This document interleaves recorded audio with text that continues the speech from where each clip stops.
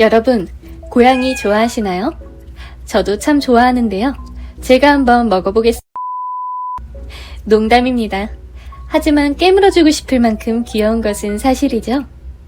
고양이가 세상을 구한다라는 유행어가 생길 정도로 전 세계 사람들에게 사랑받는 고양이는 많은 대중매체와 SNS에 등장하며 현대인들의 문화생활의 주축을 담당하고 있다고 볼 수 있습니다. 이 고양이와 양대산맥을 이루는 것은 단연 개들이죠. 고양이와 더불어 가장 많이 가정에서 기르는 동물이기 때문에 그만큼 친숙하고 대단한 인기를 자랑하는 개들은 반려견뿐만 아니라 공항에서 일하는 마약탐지견, 범죄자를 소탕하는 경찰견, 신체 일부를 보조하는 안내견 등이 있어 우리 생활에서 함께하는 비중이 상당히 큽니다. 반면 고양이는 개와 달리 훈련이 매우 까다롭기 때문에 이러한 분야들에서 활약하는 모습은 찾아보기 힘듭니다. 고양이가 할 줄 아는 것이라고는 옛날 같았으면 해충이나 설치류를 잡아서 인간들에게 도움을 주었겠지만 지금 우리들에게는 세스코가 있기 때문에 그마저도 설 자리를 잃었습니다. 즉 현대의 고양이는 먹고 놀고 잠자고 가끔 수틀리면 주인을 패는 일밖에 안 하는 털덩어리라는 거죠. 이렇게 귀여움만 믿고 폐악을 부리는 독재자들을 우리가 계속 걷어주어야 할까요? 사실 고양이들이 배짱을 부리는 데는 다 이유가 있습니다. 이 녀석들의 공을 생각하면 앞으로 100만 년은 더 건방을 떨어도 될 만큼 굉장한 업적을 세운 것인데요. 그것은 바로 유튜브의 탄생입니다. 유튜브에서 인기 있는 콘텐츠를 담당하는 것뿐만 아니라 유튜브 그 자체를 탄생시킨 것이 바로 고양이라는 사실 알고 계셨나요?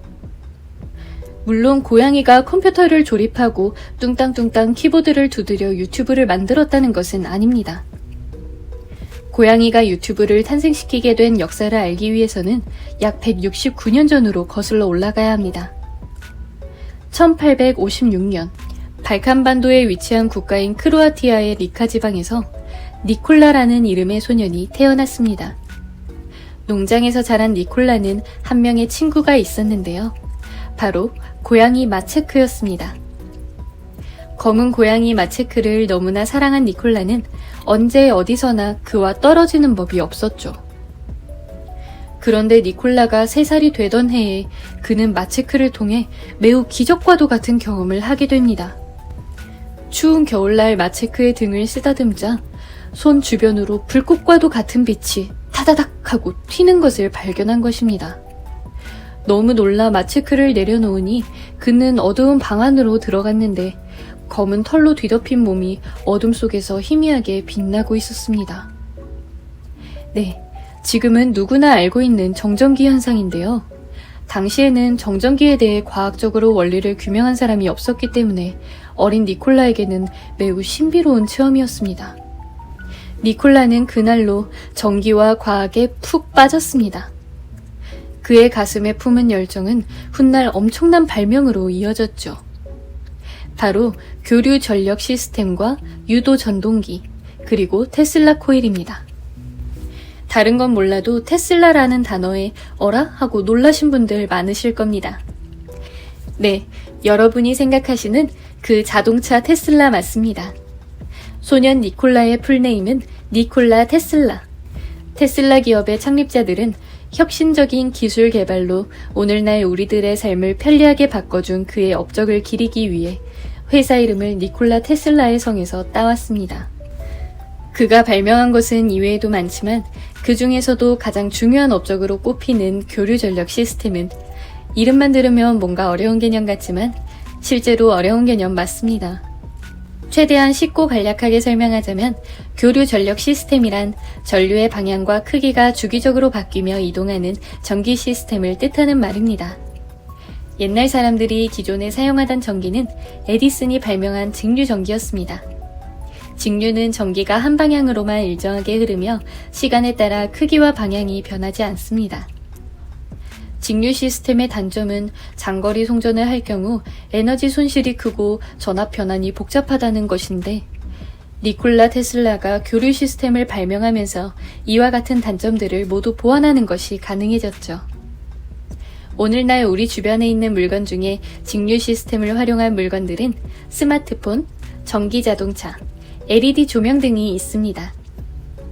하지만 교류 시스템이 없었다면 발전소에서 생산한 전력을 송전하는 일이나 전기로 돌아가는 공장용 기계를 작동하는 일이 불가능하기 때문에 컴퓨터를 만드는 것은 가능해도 인터넷을 사용하는 것은 사실상 어려웠을 것입니다.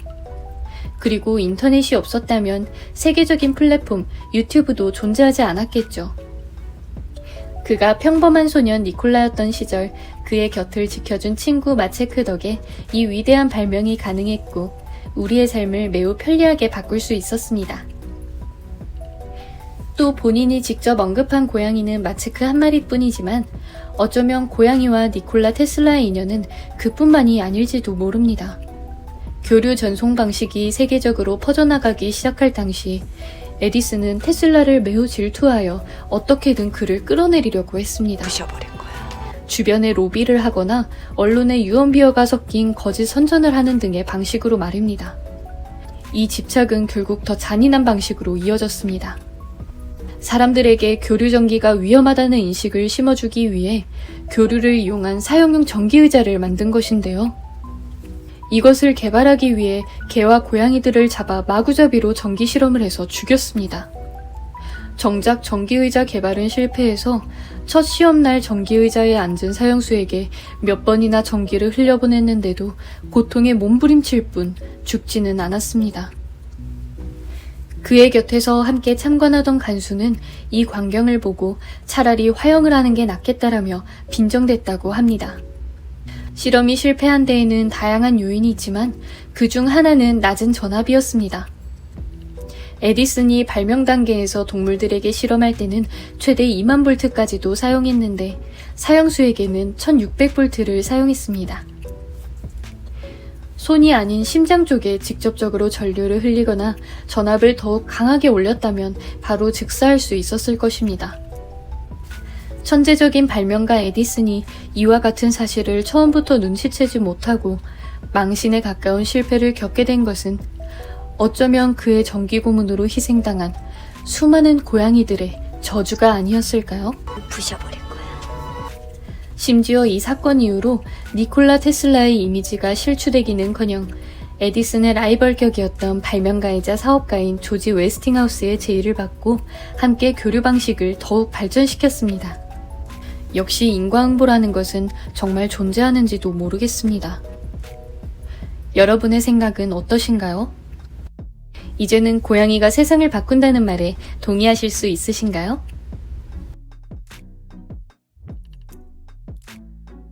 이상 저 오디가 들려드리는 쉽고 재밌는 이야기 보따리, 쉽다리였습니다. 다음에 또 만나요.